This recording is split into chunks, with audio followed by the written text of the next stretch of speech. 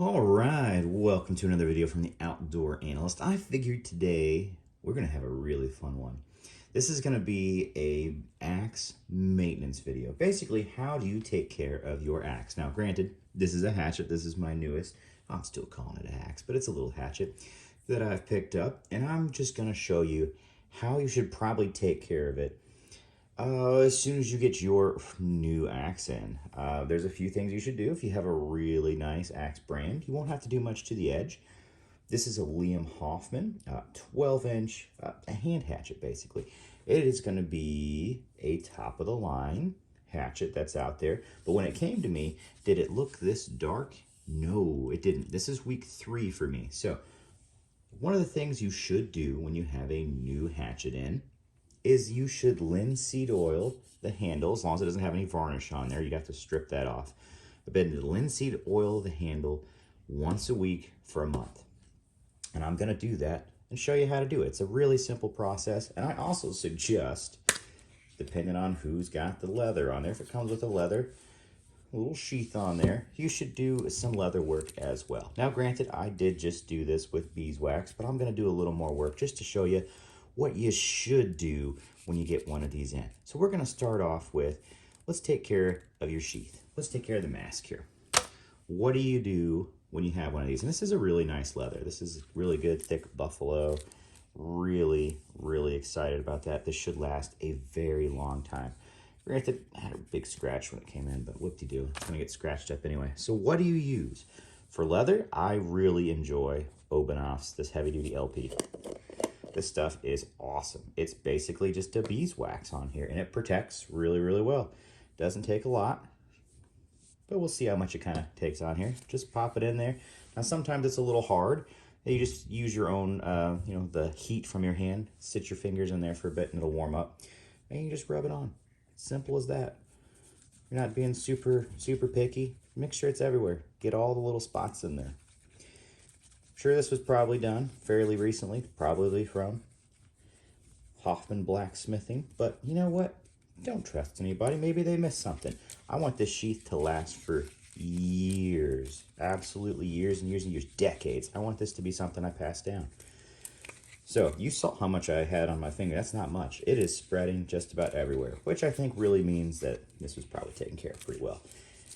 It's not a whole lot to absorb, but make sure it gets in there. Inside, I think that's a little raw. Let's make sure we get that. Let's make sure we definitely get that coated. And this is gonna last a long time. I try to probably do my leather goods twice a year, so depending on how much they've been used. If they've been out and been dried out quite a bit, well, yeah, you might need to do them a little bit more. But leather is basically, it's a natural material, and it is essentially used to having fats on it. And what you're doing, since it's not an animal anymore, you're actually putting that oil and that fat right back into it to keep it supple, to keep it nice and flexible and strong here. So make sure you get the insides too. That's important. I think that looks pretty good. And it'll darken the leather probably just a little bit more. But what did I just do? I put a protective coating on here. That's going to last a long time. This should last throughout, most of the winter for me, unless I, leave it out in snow or something and let it dry out.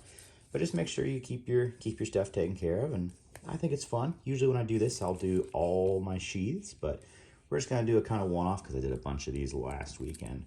So there we go. What am I gonna do with this now? I'm gonna sit that sucker out to dry. I don't think there's any issues or any poisons or toxins with this. I don't know, but I think you're fine to use your hands on that without any problem whatsoever. So what do you do? I wipe that off just a little bit. What do you do with the axe now? Well, now we're going to use boiled linseed oil. Now, I don't think this is the same stuff they used to use back in the day, but I've had this can and used it for forever.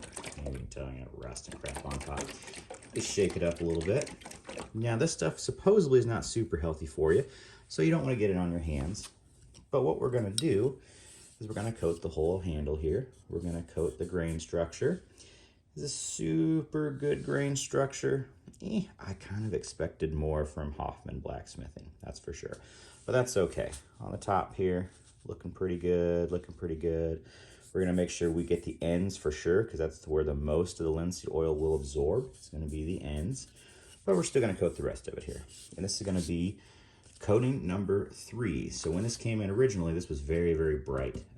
Super, super bright. More along the lines of kind of how this looks right here. You can see how much is absorbed because this color is quite a bit different from up here. So we're gonna get our linseed oil open here. Oh good, I was hoping I was able to do that since I had open-offs on my hands. Now we're gonna do, you probably should have like rubber gloves or something. I'm just gonna use paper towels. I'm just gonna fold over a paper towel quite a few times here. What am I doing? Boop. How much we got? It's not a ton. Do I really need a lot? You don't need a ton. This is gonna go a long ways. So I am literally just gonna, now granted, paper towel's absorbent, so you should probably use like a shop towel or something else a little bit different, but that's fine. This works for me. I've never had any issues with it. I'm gonna get around the edges. Make sure I get those edges. But really, what matters is that you're coating the top a good amount too. And then just to be fun, I'm gonna double down, boop, put some more on there. We're gonna coat that bottom and make sure it gets a lot. We're gonna just soak that sucker up. There we go. And the rest of it's probably good enough to do the rest of the handle. Doesn't need a lot. This is coating number 3 technically, so it's gonna be doing pretty good on there. Should I technically touch this? Probably not, but that's okay. I wanna make sure we're getting up by the axe head here real well. Get in there, all the crevices. There we go. Voila. You know what? It is just that simple.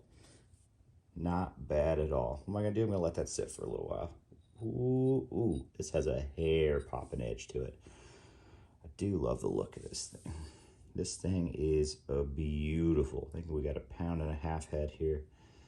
This is gonna absolutely rock for splitting wood. That's what I want this for. I want this to be a single hand wood splitter. That is a great wedge. Is this gonna be a chopper? Nope. It's not got thin cheeks whatsoever. It has a nice thick wedge. I want this to be a wood splitter for the back, for wherever I'm going out. It's gonna be really what I thought my outdoor axe was. This is gonna be a little bit better because it has a heavier head, and I think it has a little bit more of a wedge to it. So this is gonna be awesome for splitting kindling for bonfires. It's gonna be super awesome. And that's why I am really, really excited about it. So what am I gonna do? I'm gonna let this sit here for a few days. I'm gonna let this sit here, dry out a little bit. Well, not dry out, maybe soak in a little bit more for a few days. Should be fully dry in a day, but I'll probably leave it out for a couple days.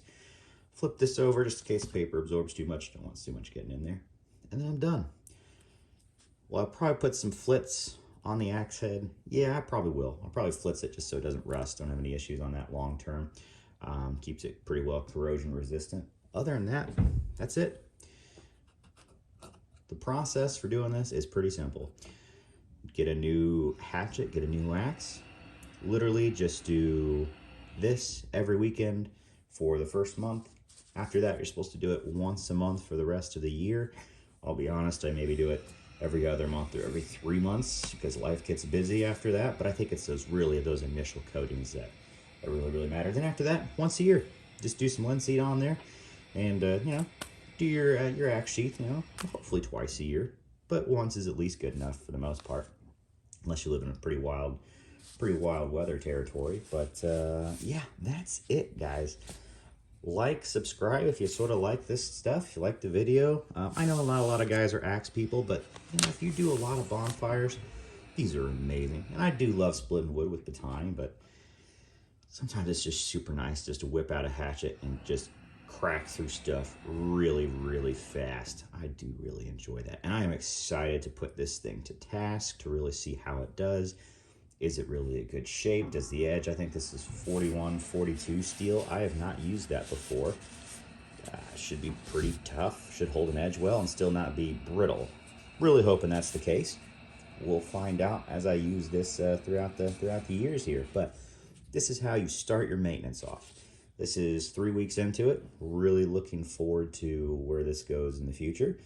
It's going to get nice and nice and used here pretty soon, honestly. Fall's kicking in, so splitting's going to be happening all the time.